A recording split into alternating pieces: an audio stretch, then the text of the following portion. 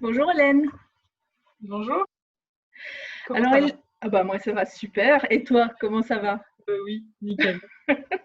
Alors Hélène, co-réalises une série documentaire et tu as passé ton confinement au laboratoire écologique zéro déchet. C'est un laboratoire qui se situe à côté de Paris, à Pantin. Et cette série documentaire que tu co-réalises, ça s'appelle Sideways. C'est une web série itinérante. Alors on va y venir un petit peu plus tard. Moi j'avais envie que tu me parles de ton parcours, d'où tu viens, tes prises de conscience. Donc tu nais dans quelle région? Je suis née à Bordeaux, mais j'ai grandi en Charente, à Angoulême. Voilà. Après, j'ai fait des études à Poitiers, à Lille, voilà. Des études de quoi? D'histoire. À l'époque, je voulais devenir journaliste et en faisant mes études, je me suis rendu compte. Enfin, j'ai travaillé dans la presse quotidienne régionale et je me suis rendu compte que c'était pas vraiment ma vision en fait du métier que je voulais faire. Parce que les journalistes doivent travailler sur des sujets qui leur sont plus ou moins imposés, en tout cas qui rythment les volontés locales, et ça ne me correspondait pas. Donc, je me suis dit qu'il fallait que je fasse les choses différemment. J'étais passionnée de photographie à l'époque, et donc je me suis dit, j'ai interrompu mes études pour me dire que j'allais faire quelque chose qui me correspondait mieux.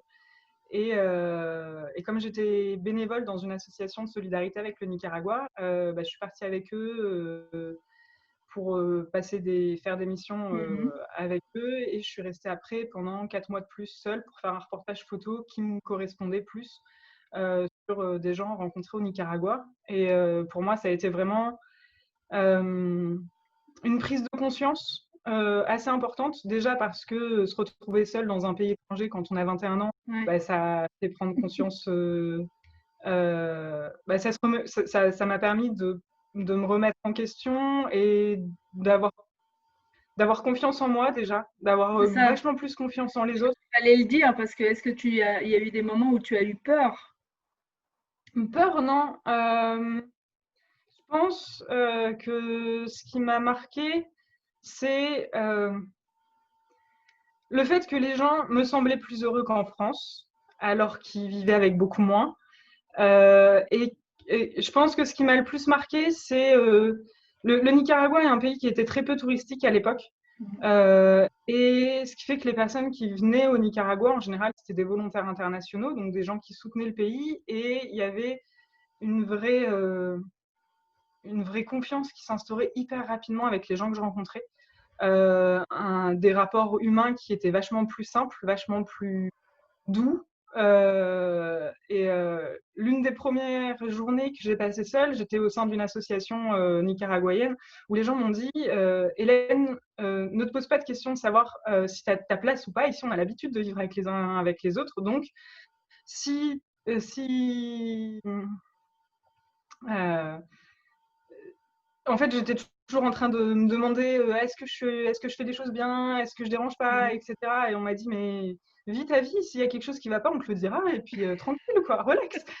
Et pour moi, ça a été ouf, en fait, d'arrêter, de Mhm. prendre conscience ce jour-là que fallait que j'arrête de me poser des questions sur ce que les gens me disaient, et enfin sur ce que d'essayer d'imaginer ce que les gens pensaient de moi, vivre ma vie comme je le pensais, et que s'ils avaient quelque chose à me dire, qu'ils me le disent, et s'ils me le disent pas, c'est Ouais. pas mon problème.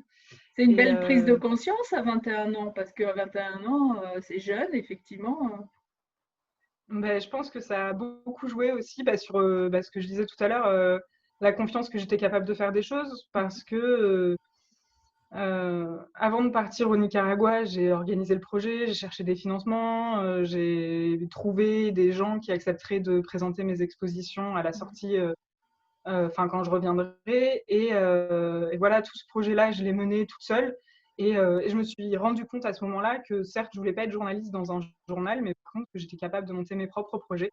Et ça m'a donné envie de continuer comme ça, à faire des choses de manière indépendante, en fait. Et ce reportage photo, tu l'avais vendu à qui?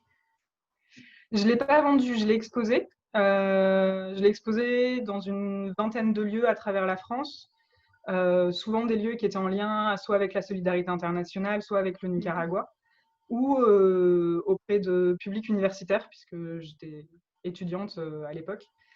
Et j'en ai fait un livre auto-édité que j'ai publié et qui s'est vendu à 100 exemplaires. Ouais, mais c'est merveilleux d'avoir toutes ces idées à cet âge-là, parce que je peux te demander ton âge aujourd'hui? Aujourd'hui, j'ai 32 ans. Donc, on va dire que c'était il y a 10 ans. C'est ça. Est-ce que dans ta famille, il y avait des gens qui étaient déjà intéressés par tout ce qui était solidaire, tout ce qui était environnement, etc., pour que ça te mène vers ce chemin, ou ça a été vraiment le hasard? Non, j'avais pas d'exemple autour de moi. Après, j'ai eu très tôt envie de m'investir pour faire des choses qui aient du sens. Chercher à m'investir dans des associations et donc au final, ce qui m'a permis de faire ça, c'est de rencontrer quand j'étais étudiante des filles qui avaient une association de solidarité avec le Nicaragua et qui faisaient des choses déjà elles et qui Ouais. m'ont voilà, Ce sont les ça m'a copines aidé. qui t'ont emmené sur ce chemin, en fait. C'est ça. Et alors, tu rentres du Nicaragua et après, tu fais quoi? Et après, je fais quoi? Ben, je fais toutes les expos que j'avais prévues. Je prépare le livre. Et après, je me dis que ben, faut rentrer dans la vie classique. Maintenant, je me suis bien amusée. Mais en même temps, je savais très bien, et je pense que ça, c'est quelque chose que j'ai su très tôt, que j'étais pas faite pour avoir un chef. J'ai un problème avec l'autorité. Comme Et, beaucoup. et ce qui fait que j'ai quand même repris des études. J'ai fait un master en communication. J'ai fait ça pour deux raisons. La première, c'est que j'avais besoin, je pense, de reconnaissance sociale, de me dire que si j'empruntais une voie différente des chemins classiques, c'est parce que j'avais décidé de le faire et non pas parce que j'étais pas capable de faire autre chose. Je pense qu'au fond de moi, j'avais besoin de. Aujourd'hui, je prends ça vraiment comme un besoin personnel, de me dire oui, en fait, c'était à moi-même que j'avais envie de me prouver que j'étais capable de faire les choses comme dans la société classique, entre guillemets. Et donc, l'idée, c'était de faire un master en communication, de bosser dans une grosse boîte pour montrer que j'étais capable de faire ça, pour me montrer que j'étais capable de faire ça, et après quitter l'entreprise pour monter mes propres projets. Et donc, c'est ce que j'ai fait. Et ça t'a conforté dans l'idée que les chefs, c'était pas pour toi. Totalement. Surtout dans les boîtes de communication où il y a une pression extrême. Mais j'ai eu la chance, je suis quelqu'un qui a beaucoup de chance dans la vie. J'ai eu la chance d'être acceptée dans une entreprise, donc déjà pas dans une agence de com, mais au service communication d'une agence de presse en fait. Donc ça correspondait quand même à un secteur qui m'intéressait. Et oui, clairement, je me suis rendu compte que, comme dans beaucoup d'entreprises, ce sont des rapports féodaux qu'il y a où le chef dit quelque chose et on n'a pas le droit de lui dire l'inverse. Et si on lui dit l'inverse, ça se passe mal. Et c'est pas fait pour moi. Donc, une fois que tu quittes cette entreprise, tu vas où? Une fois que je quitte cette entreprise, je commence à monter mon propre projet. Donc à la base, comme ce qui m'intéressait, c'était la photographie, la communication. J'ai aussi pas mal de compétences en tout ce qui est Internet, création de sites web et choses comme ça. J'avais envie de monter une entreprise pour faire de la formation en logiciel de graphisme, en photographie et aider les associations à créer leur site Internet. Et pendant que je montais ce projet, j'ai rencontré Benoît, qui lui était pareil en période de transition. Il était réalisateur de films documentaires, d'auteur indépendant. Et il avait travaillé sur pas mal de sujets assez durs. Il avait travaillé sur l'après-tremblement de terre en Haïti. Il avait travaillé sur la façon dont les mineurs isolés étrangers sont traités quand ils arrivent en France, la façon dont on les éjecte des parcours classiques autant que possible en disant qu'ils sont majeurs, la façon dont ceux qui sont mineurs sont vraiment très très mal pris en charge, et on fait tout pour qu'à 18 ans, ils retournent dans leur pays. C'était aussi un sujet très très dur. Et après ça, il avait envie de quelque chose de plus léger, reposant. Qui apporte plus facilement des choses positives, qui nous donnent envie d'agir, mais d'une autre manière. Et donc, il avait eu l'idée de Sideways. Et il devait quitter son appartement à Paris. Et son truc, c'était aller, je pars en camion aménagé. Donc, lui aussi, il a eu un parcours assez intéressant. Avant ça, il avait passé 3 ans en Asie à faire des documentaires avec son sac à dos à l'époque où c'était pas des caméras numériques, mais des cassettes. Et, des trucs très lourds. C'est ça, des grosses caméras à l'épaule. Et donc, lui, quand il était en sac à dos, il trouvait que les gens qui étaient en camion, c'était le grand luxe, quoi. Et donc, pour lui, c'était vas-y, je vais continuer à faire des reportages photos, vidéos. Je vais partir sur les routes, en France cette fois, ou en Europe, mais en camion aménagé, donc avec beaucoup plus de confort qu'avant. Et je l'ai rencontré, on a passé notre première nuit en camion ensemble. Et il te parle de ça et tout de suite, tu dis oui à cette aventure. Ça s'est à peu près passé comme ça.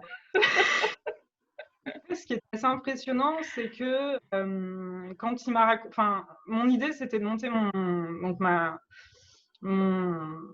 mon projet de formation, etc., pour avoir suffisamment d'argent, vraiment pas grand-chose. Je m'étais rendu compte que j'avais besoin de 700 € par mois pour payer mon loyer et mes charges basiques.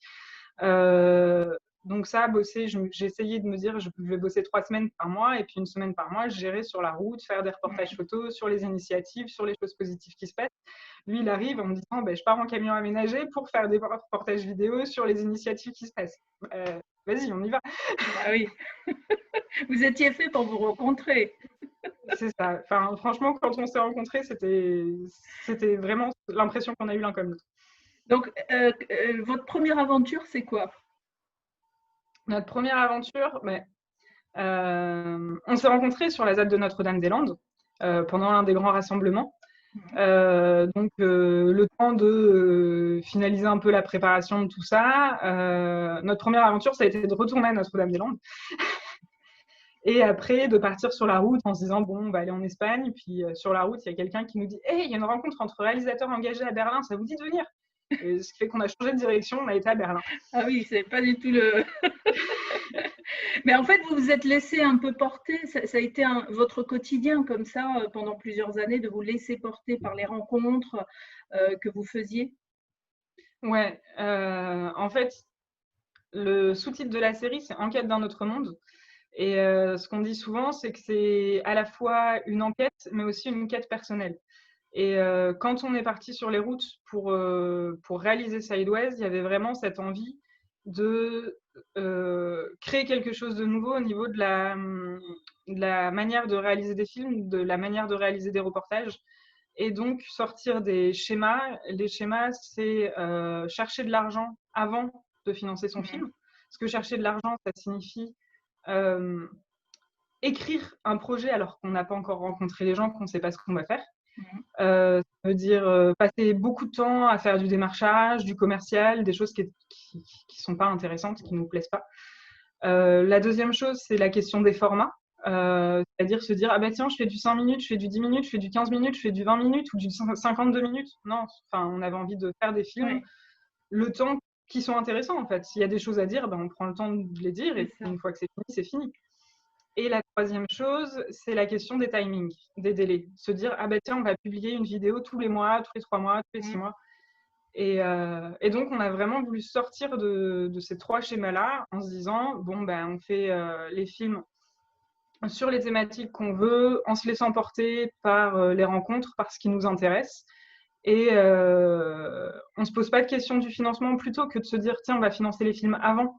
On se dit, on les finance, on les fait, et une fois, s'ils plaisent, les gens ils nous soutiendront parce que ça leur a plu, et au final, la valeur monétaire a une autre valeur quand c'est parce que les gens, ça leur plaît, qu'ils viennent et qui nous soutiennent. Et je crois que j'ai fait le tour. Et comment fonctionnait le binôme? Parce que toi, tes compétences, elles étaient plutôt en photographie, lui en vidéo. Ça veut dire que c'était toi qui jouais le rôle de journaliste. Comment vous êtes répartis les rôles dans la co-réalisation? Ils sont répartis de manière assez... on les a pas répartis en se disant, tiens, toi tu vas faire ça, moi je vais faire ça. De fait, ça a toujours été Benoît qui tenait la caméra. moi, je prenais le son, je faisais les photos et pour les interviews, en général, on organisait un peu des questions avant tous les deux et puis on les posait tous les deux et quand il nous venait d'autres questions, ben, on les posait et ça se passait de manière assez fluide. L'une des choses qui est assez intéressante dans ce qu'on réalise dans la série documentaire Sideways, c'est que les personnes qu'on filme sont des personnes qui nous intéressent profondément, qu'on trouve géniales. En fait, quand on décide de réaliser un épisode, c'est qu'on rencontre quelqu'un. En général, il ne faut pas très très longtemps. On se regarde, Benoît et moi, on se dit ouais, vas-y, on y va. Et ce qui fait que c'est des personnes, on a envie d'en savoir plus, on a envie de comprendre, nous, personnellement, vraiment, c'est super intéressant, ce qui fait que les questions, au final, viennent naturellement. Et comme ce sont des personnes avec qui on a des valeurs communes, ça se fait vraiment comme une discussion entre amis. Et on apprend à se connaître l'un et l'autre en même temps qu'on se pose des questions, qu'on passe du temps ensemble. Et les personnes sur qui on a fait des épisodes sont devenues des amis qu'on retourne voir régulièrement et à qui on prend des nouvelles, quoi. Ouais, ça c'est un passage obligé, je dirais, quand on s'intéresse aux gens, automatiquement, bah, ça reste plus que juste des gens qu'on a interviewés. Et toi, est-ce qu'il y a, alors, je ne sais pas si tu les as comptés, mais certainement, vous avez fait combien de vidéos en quoi? 10 ans? 10 ans de Sideways? Ça fait, on va dire, 6 ans. 6 ans? Ça fait 7 ans qu'on est parti sur les routes et cette année, on n'a pas réalisé de vidéo, donc sur les 6 premières années, on a fait 12 épisodes. 12 épisodes et dans combien de pays? On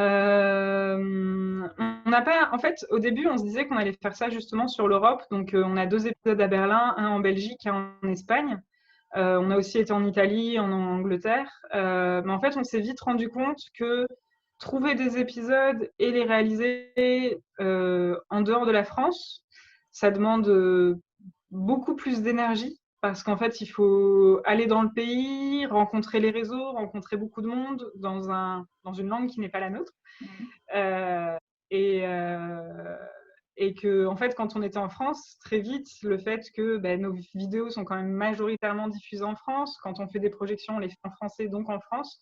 Et en fait, c'est pendant les rencontres, donc sur la route, quand on va dans des villages, c'est quand on fait des projections que les gens nous parlent des personnes qui sont intéressantes ou qui les uluberlus du coin, comme certains disent.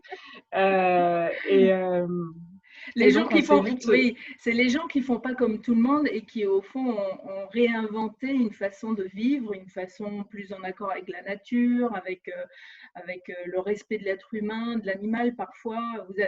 Tu as des rencontres comme ça, certainement toutes, hein, mais est-ce qu'il y a une rencontre en particulier qui t'a touché plus qu'une autre? Je pense, enfin, on a vraiment l'impression que les rencontres, les épisodes qu'on a réalisés, chacun nous a aidé à progresser et qu'au final, quand on suit les épisodes de Sideways du premier jusqu'au dernier, on voit aussi notre évolution à nous, l'évolution de notre réflexion, de notre regard sur le monde. Et ce qui fait que chacune a été fondamentale dans ce cheminement, en fait.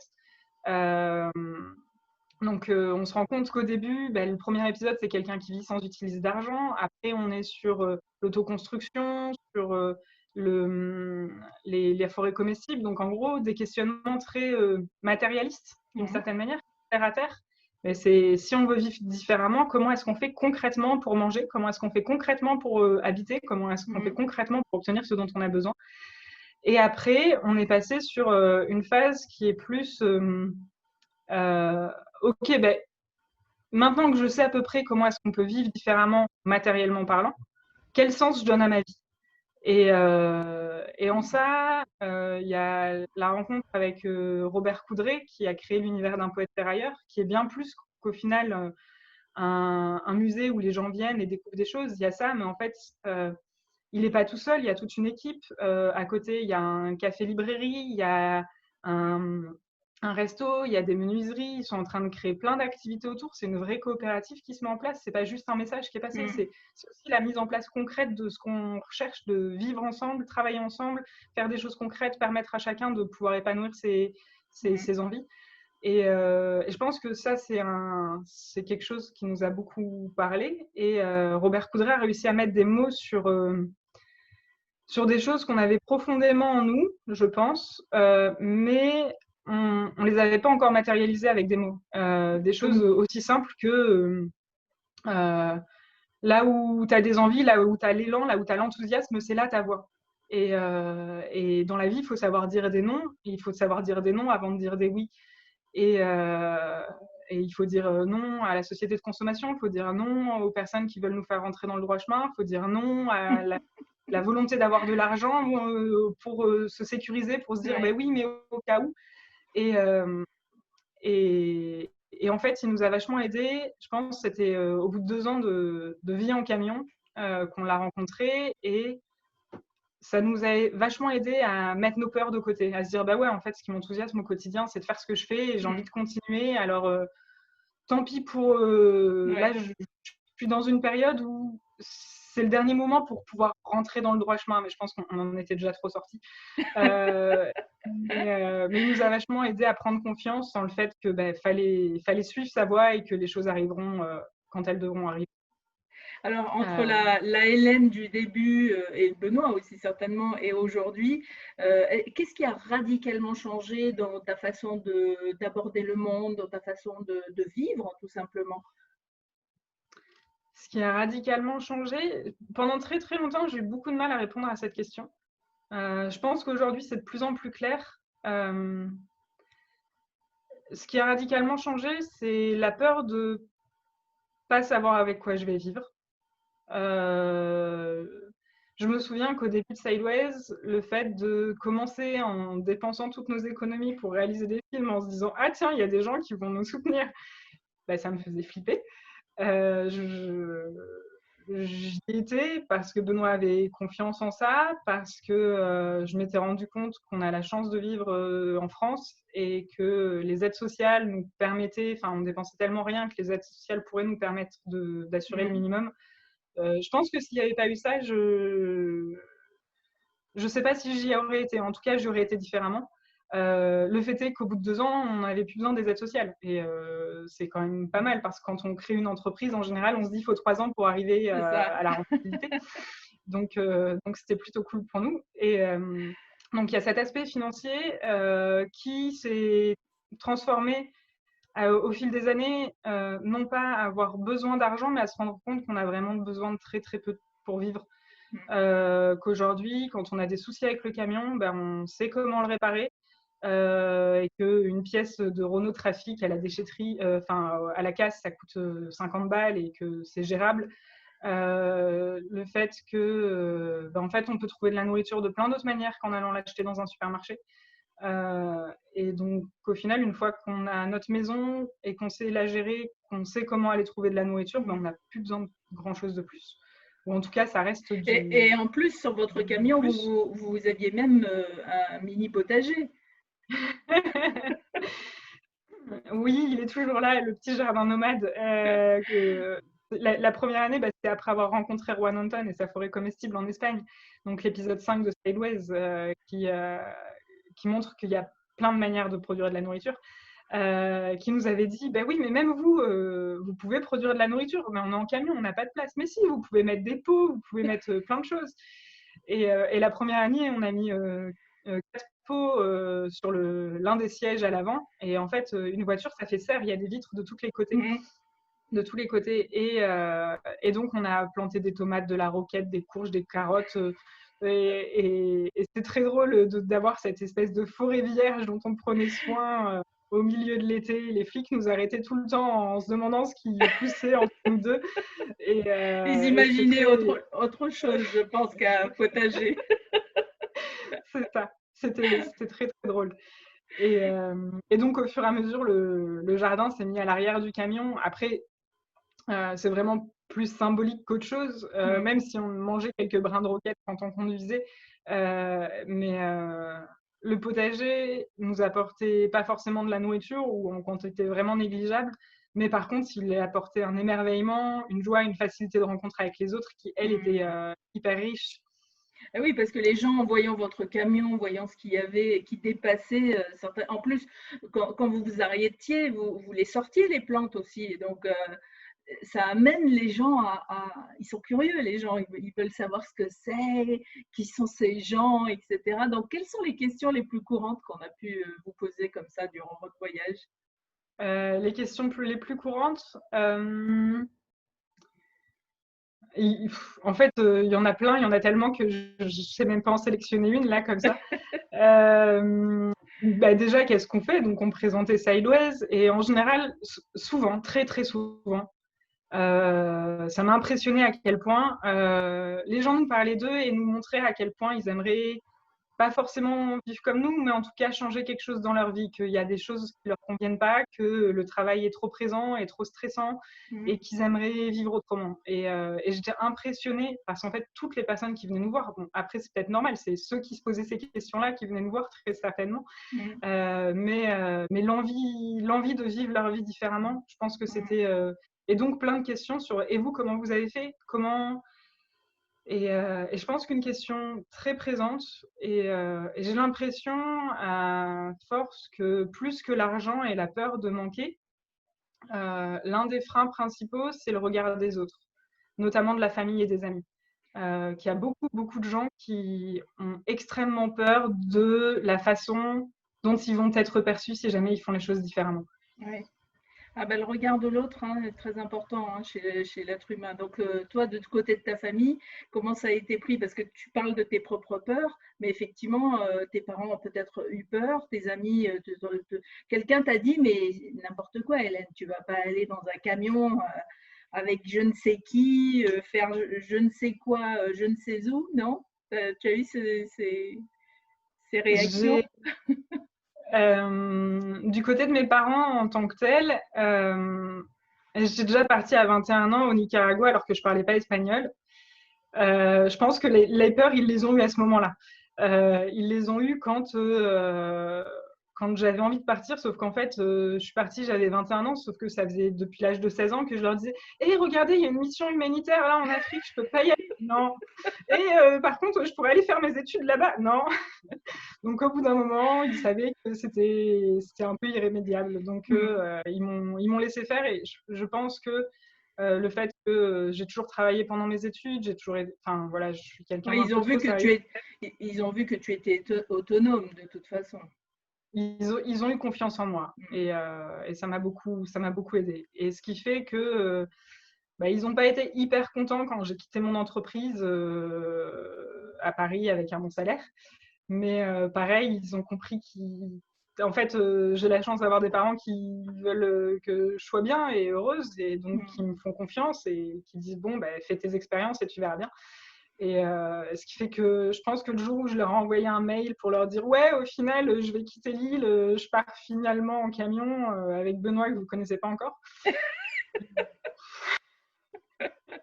Ils ont dit bon, ils ont laissé faire. Oui, voilà. Est-ce que tu en parles avec eux aujourd'hui et qu'est-ce qu'ils te disent aujourd'hui avec le recul?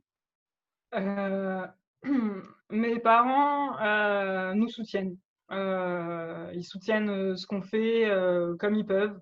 Et ça se passe bien, ils voient que je suis heureuse et je pense que c'est le plus important pour eux. Et d'ailleurs, quand on rencontre des gens, enfin, on a suivi. La chance, c'est qu'au final, comme ça fait 7 ans maintenant qu'on a démarré cette aventure, on a rencontré des gens qui nous ont dit au début ah ben tiens, j'aimerais bien changer les choses, puis on les a vus changer les choses, on a vu pas mal de gens évoluer, prendre d'autres voies, et même les personnes qui ont eu beaucoup de mal avec leur famille et qui aujourd'hui ont trouvé leur manière d'être, leur famille. Enfin, le moment le plus dur à passer, c'est vraiment cette période de transition où nous-mêmes, on ne sait pas ce qu'on veut, on ne sait pas où on va. Et donc, quand les parents disent tu vas faire quoi? Je ne sais pas. Ça, c'est une question, c'est une réponse très difficile à entendre pour les parents. Pas rassurant du tout. Et en fait, donc la période la plus dure, c'est la période où on ne sait pas ce qu'on veut, que ce soit pour nous ou pour nos parents. Et on a vu pas mal de gens qui, après, ont trouvé leur manière d'être, Vous avez qui se sont trouvés épanouis. Oui, vous avez inspiré du monde autour de vous et ça a généré une certaine transformation aussi quelque part dans les gens qui vous connaissaient.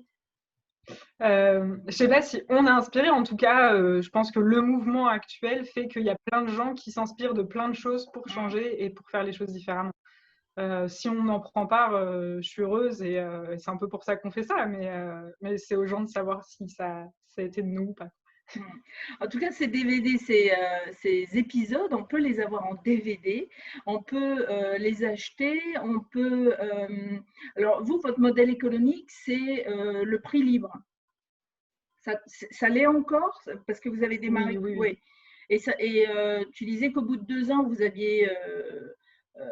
vous pouviez en vivre. Ça veut dire que est-ce qu'on peut parler argent, par exemple, les gens qui se disent est-ce que je peux faire ça, combien je gagne, etc.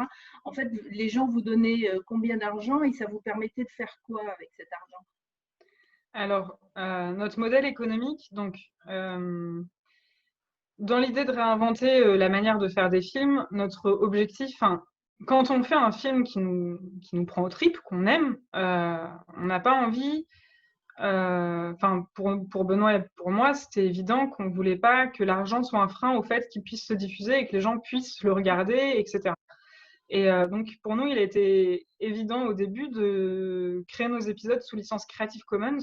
CC BY SA, ça veut dire que n'importe qui peut télécharger ces épisodes, les diffuser. Ils ne nous appartiennent plus, en fait. Une fois qu'on les a diffusés, qu'on les a mis en ligne, les gens peuvent faire ce qu'ils veulent avec. Ils peuvent les projeter au cinéma avec une entrée payante s'ils veulent. Ils peuvent, voilà, ces films ne nous appartiennent plus. D'une certaine manière, ils appartiennent à la communauté. Et quand les gens viennent regarder un film, donc à chaque fois un épisode, c'est un film et un article multimédia sur Internet, parce qu'on a choisi d'avoir un format relativement court pour 2 raisons. Déjà parce que c'est les formats courts qui se regardent le plus sur Internet et que notre mode de diffusion principal est Internet. Et la deuxième raison, c'est qu'il y a des choses qui passent bien en vidéo. Il y a d'autres choses qui passent mieux en texte. Il y a d'autres choses qui passent mieux en photo. Enfin voilà, je pense que quand on fait passer un message, le fait d'avoir des outils différents, ça permet de compléter le message de plein de manières différentes. Et donc, à chaque fois, c'est une vidéo courte et aussi un article avec texte, photo, interview sonore qu'on essaie de faire le plus joli possible sur Internet. Et ce qui fait que les gens, quand ils découvrent une vidéo Sideways, ils voient souvent, pas toujours, mais souvent qu'il y a un article. Dans ce cas-là, ils viennent sur notre site, ils voient le pourquoi du comment. L'article répond en général à beaucoup de questions qu'on se pose en regardant la vidéo. Et en même temps, ils découvrent le projet Sideways, ils voient comment on fonctionne. Et donc, s'ils veulent, ils peuvent nous faire un don. Ils peuvent nous soutenir en faisant un don. Pour nous, ça a aussi été très important dès le début que le don ne soit pas uniquement monétaire, parce qu'on est les premiers à pas forcément avoir beaucoup d'argent. Mais par contre, on a des compétences. Donc, on disait aux gens, ben voilà, nous, si vous voulez, vous pouvez faire un don sur Internet, mais vous pouvez aussi nous aider en relisant les épisodes avant publication, en nous donnant votre avis, en nous aidant sur plein d'aspects techniques. Donc, par exemple, il y a quelqu'un qui, dès qu'on a un souci au niveau du serveur web ou du site internet qu'on ne sait pas régler nous-mêmes, ben, il nous conseille, il nous donne des pistes. Il y a quelqu'un qui nous a donné beaucoup d'informations au niveau administratif, juridique, pour que l'association soit bien dans les clous. Nos comptes aussi. Il y a des personnes il y a énormément de gens qui nous ont aidés à faire des traductions du site en anglais, en espagnol, en allemand, en italien. Il y a aussi des gens qui nous ont sensibilisés sur le fait que les personnes sourdes ne peuvent pas regarder nos épisodes, donc on a fait les sous-titres en français. Enfin, voilà, il y a plein de choses qui sont rajoutées avec les collaborations. Et aussi des dons en nature. C'est-à-dire que quand on fait des projections, c'est pas rare que les gens y reviennent avec un panier de légumes le lendemain ou qui nous invitent à manger, à utiliser leur machine à laver. Enfin, voilà, et en fait, cette manière de créer du lien de manière autre que l'argent permet de créer des vrais liens avec les gens, de savoir que quand on passe dans telle région, on sera trop content de retrouver telle personne qu'on avait rencontrée, etc. etc. Et donc, pour répondre à ta question initiale, qui était avec combien on vit, en fait, pareil, nos comptes sont en libre accès sur Internet, c'est-à-dire qu'on peut voir année après année combien est-ce qu'on a dépensé. pour quelle utilisation et qu'est-ce qu'on a gagné, de quelle manière. En fait, on s'est vite rendu compte que les dons sur Internet, c'est une chose, mais qu'il y a aussi plein d'autres choses qui se mettent à côté. Ce qui fait qu'il y a eu le prix libre lors des projections, il y a eu la vente des DVD, et puis au final, d'autres projets qui se sont mis en place parce que les gens peuvent nous aider en compétences. Mais nous aussi, il y a des projets qu'on aime bien et qu'on a envie de soutenir. Et donc, par exemple, il y a Bastamag qui relaie nos épisodes sur leur site internet, qui à un moment avait envie de créer des magazines grand format comme ceux qu'on fait. Donc nous, on les a soutenus en créant ces magazines, et eux, ils ont eu envie de nous soutenir en nous filant un peu d'argent. Et il s'est passé la même chose pour des amis Focus 21 qui ont créé le documentaire Erin Zina, le cri de la génération climat. On a participé à plusieurs de leurs tournages. Et au final, il y a aussi des cours en école de cinéma. Enfin bref, il y a plein d'autres projets qui se sont mis en place à côté et qui permettaient de ramener de l'argent pour Sideways. Et pour nous, ça n'a jamais été sous forme de contrat, dans le sens où on le faisait parce qu'on avait envie de le faire. Là, par exemple, Benoît est en train de réaliser une commande sur un projet qui l'intéresse, mais il a été très clairement signifié dès le début que c'est pas tiens, vous me faites un devis à tant d'argent et vous me donnez ça. Non, c'est on verra après ce que vous aimez ou pas du film, mais et vous me donnerez ce qui correspond au travail que vous estimez que j'ai fait et qui correspond à votre demande. Et c'est très très difficile à mettre en place avec des organismes qui n'ont pas du tout l'habitude de ce genre de fonctionnement, mais c'est hyper intéressant parce que déjà on ne travaille que sur des projets qui nous intéressent, et quand on est en train de réaliser un film, en fait le fait de réaliser un film, c'est quelque chose qui est très personnel. Et quand il y a quand on a signé un devis, il y a une sorte de contrat de subordination qui se met en place où, oui, non, mais je te paye pour ça, donc si moi je veux pas ça, je veux pas ça. Alors que là, il y a vraiment une discussion qui peut s'engager. Oui, mais sauf que si j'ai mis ça, c'est parce qu'après, ça casse le rythme autrement. Et ce qui fait que la manière de discuter avec les commanditaires est pas du tout la même. Et ça rend quelque chose de très intéressant. Et il y a un vrai dialogue constructif qui se passe des deux côtés. C'est ça. En fait, on a moins l'impression d'être aux ordres d'eux, mais qu'on est vraiment dans la collaboration. Et les rares fois où on a fait ça, parce qu'on ne l'a pas fait souvent, mais au final, les gens nous ont donné beaucoup plus que ce qu'on imaginait. Parce qu'il y a cette relation humaine qui s'est créée, en fait. Ça, c'est super, parce que le prix libre, c'est quand même un petit peu... moi, je vois au niveau d'une association que j'ai aussi en Bretagne, quand on décide de parler du prix libre, ça fait peur à beaucoup de gens parce qu'ils disent oui, mais moi je ne sais pas combien donner. Et puis si j'ai pas beaucoup d'argent, est-ce que si je donne 1 euro, on va se foutre de ma gueule? Enfin voilà, tu vois. Et puis si je donne beaucoup d'argent, c'est combien beaucoup d'argent? Et puis voilà. Et donc on voit que ça génère beaucoup de questionnements qui n'étaient peut-être pas là avant d'avoir dit ben voilà, c'est un prix libre. C'est quoi un prix libre en fait? Donc c'est bien que vous vous en sortiez bien alors. Ben, carrément. Et le prix libre est une réflexion, je pense, plus au début, les premières années qu'on a eu beaucoup. Aujourd'hui, on l'a moins parce que c'est devenu un peu une habitude. Mais c'est toujours intéressant d'avoir les réactions des gens, la façon dont ils font. Et intéressant, enfin, aussi, notre DVD, donc, il y a prix libre et que des personnes osent ne pas mettre beaucoup d'argent. Moi, je trouve ça cool parce qu'en fait, j'ai envie que les gens qui n'ont pas beaucoup d'argent, ils mettent pas beaucoup d'argent parce que c'est comme ça que ça fonctionne en fait. Et il y a des personnes qui peuvent donner plus et ils donneront plus et au final, les choses s'équilibrent.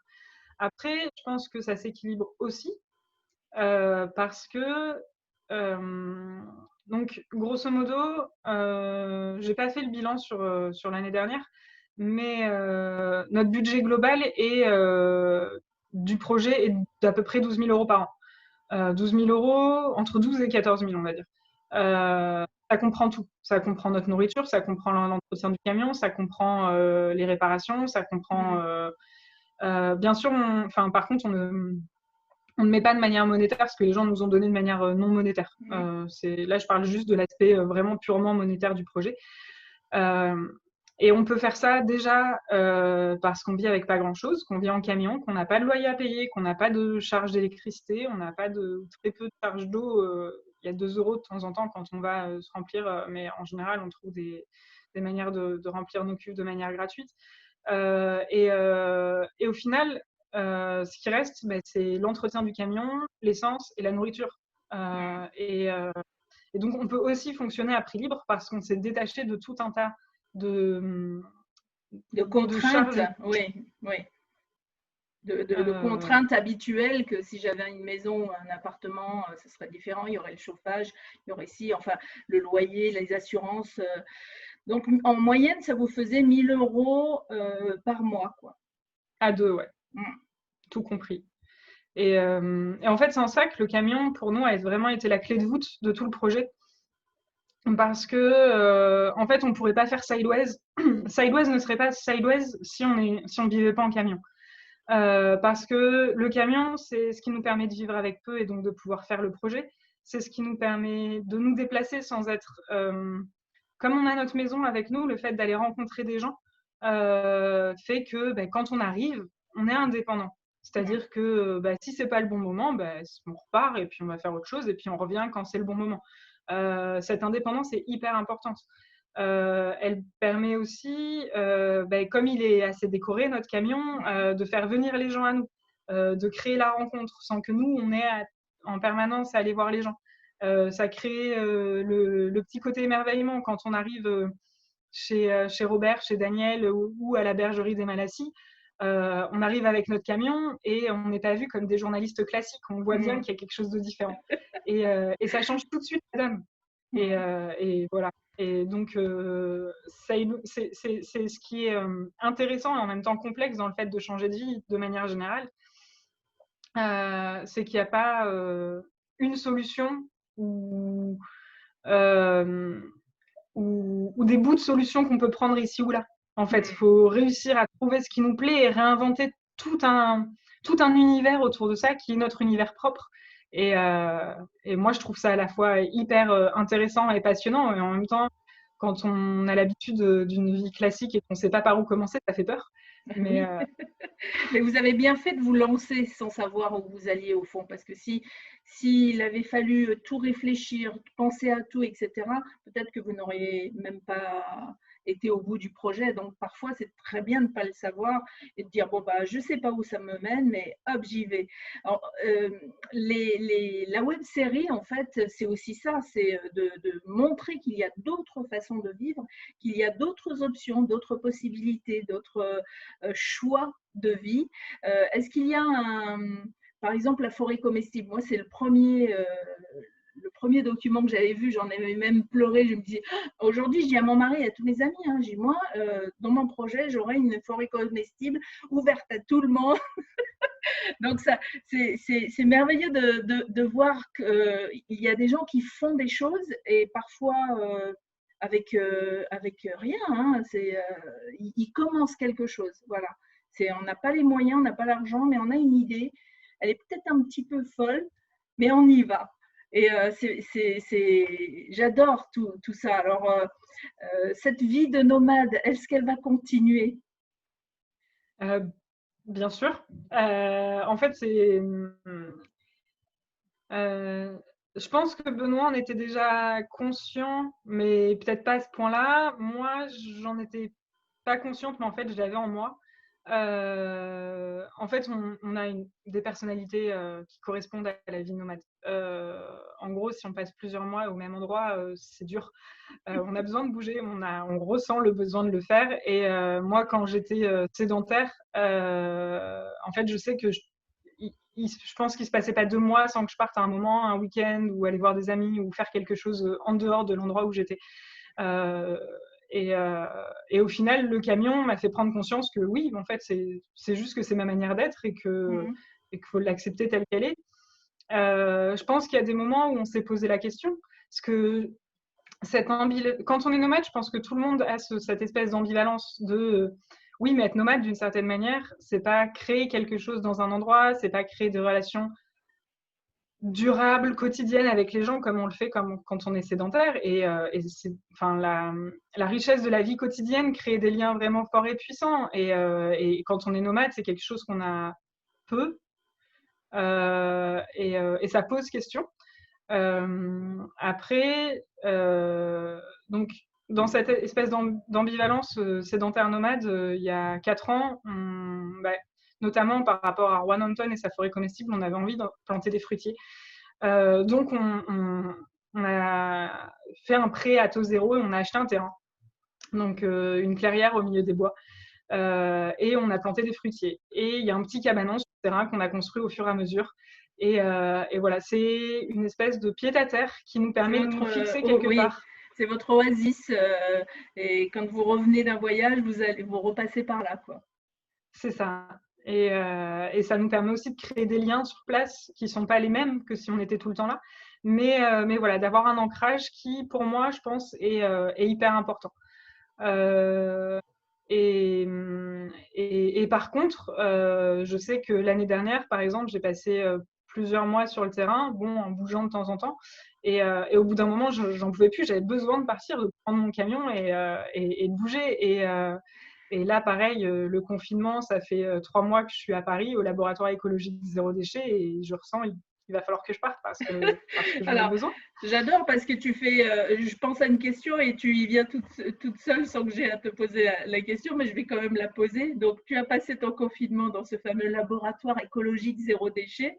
Et oui, tu as envie certainement de repartir. Mais alors, qu'est-ce que tu y as fait pendant le confinement à ce laboratoire? En fait, j'étais arrivée ici avant le confinement parce que c'est une association qui nous avait contactés via Facebook en nous disant hey, si jamais vous passez sur Paris, n'hésitez pas à venir parce que voilà, je pense que ça peut vous intéresser ce qu'on fait ici. Donc en septembre dernier, j'étais passée et oui, oui, ça nous intéresse ce que vous faites ici. Très vite, j'en ai parlé à Benoît qui est venu me rejoindre et on a passé un peu de temps ici tous les deux. Et en fait, c'est un lieu, donc c'est un squat qui a un grand bâtiment, à peu près 3000 m² de stockage, avec une partie publique où il y a atelier de réparation, gratuiterie, un espace pour se poser avec de la nourriture, du thé à prix libre, un espace de projection, et où en fait il y a énormément d'activités qui se font autour de comment on peut se réapproprier notre univers, comment est-ce qu'on peut faire des échanges non marchands les uns avec les autres, comment est-ce qu'on peut apprendre à réparer, à faire des choses. Et c'est pas uniquement ça. Comme il y a beaucoup d'espaces, il y a pas mal d'activités qui sont mises en place à côté. L'idée, c'est que ce soit un lieu qui soit ouvert sur les gens des environs, vraiment au niveau local.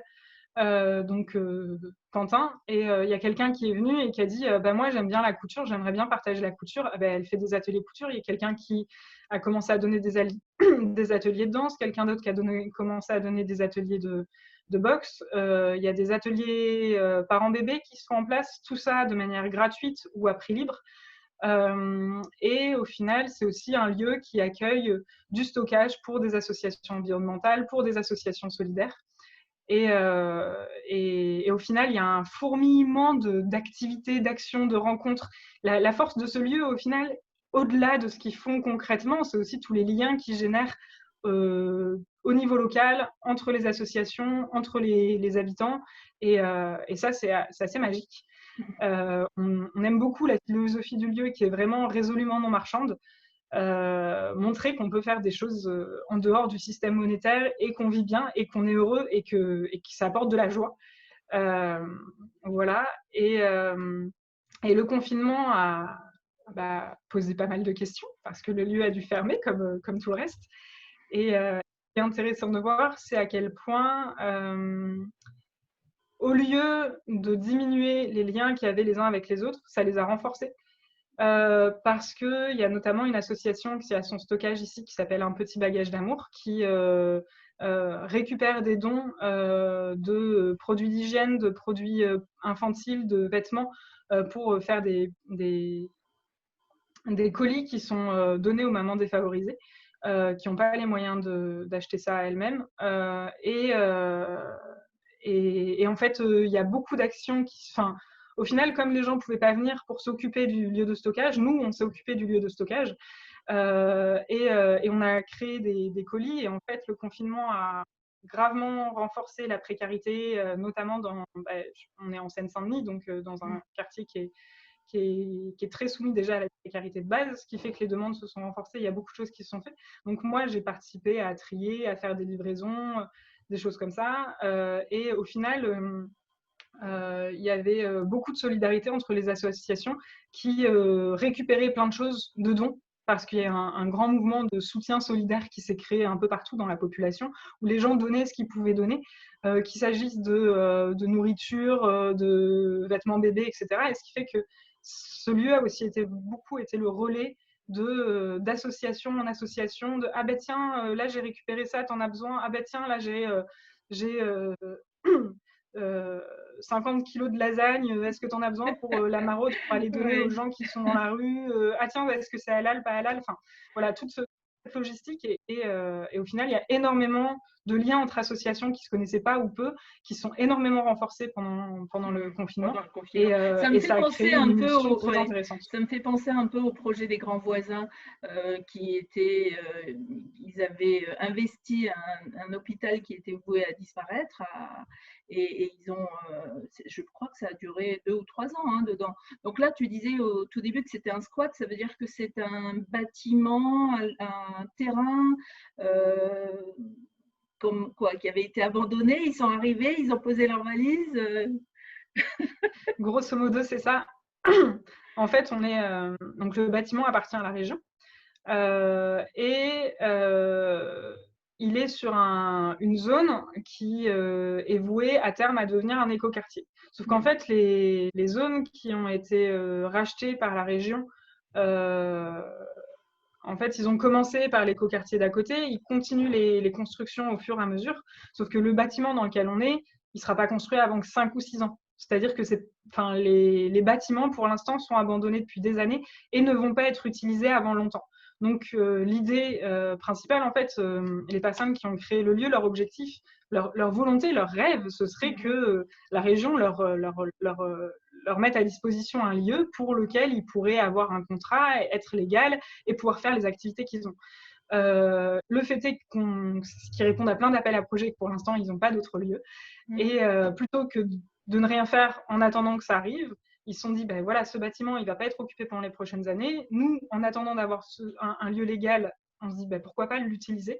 Et donc, c'est comme ça que le lieu s'est ouvert et qu'ils ont donc eu un procès de la part de la région pour demander le lieu. Et le premier jugement qui a été donné leur a accordé la permission de rester pendant 3 ans et demi. Waouh, génial! Ça va donner des idées à plein d'associations qui cherchent des locaux. Parce que c'est souvent ça le problème, effectivement, c'est que les idées ne manquent pas, les initiatives ne manquent pas, et c'est un soutien de la commune ou de la région, etc., qui manque la plupart du temps pour ouvrir ces tiers-lieux. Et c'est un peu dommage d'en être obligé d'arriver à devoir squatter un lieu, mais ma foi, si ça marche. Donc là, ça existe depuis combien de temps? Donc là, il a été ouvert en avril dernier, donc ça a 1 an et 1 mois. Un anniversaire à fêter, là.